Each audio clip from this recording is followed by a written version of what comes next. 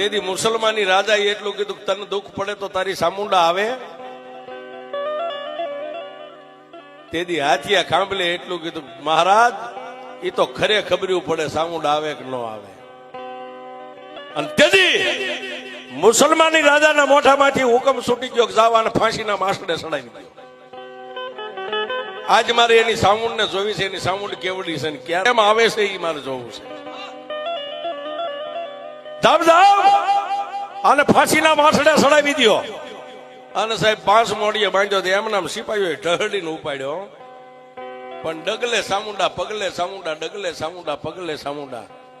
અને ફાંસીના માસડે સાહેબ આમ લટકાડવાની તૈયારી, ગાળીઓ આમ ડોકમાં નાખ્યો ને ત્યારે એટલું કીધું કે એ કાળા મોની ધણિયાણી, તારે મને આ દી દેખાડવા હતા ને તો તારે ગીર સુધી તારે મને લાવવો નતો.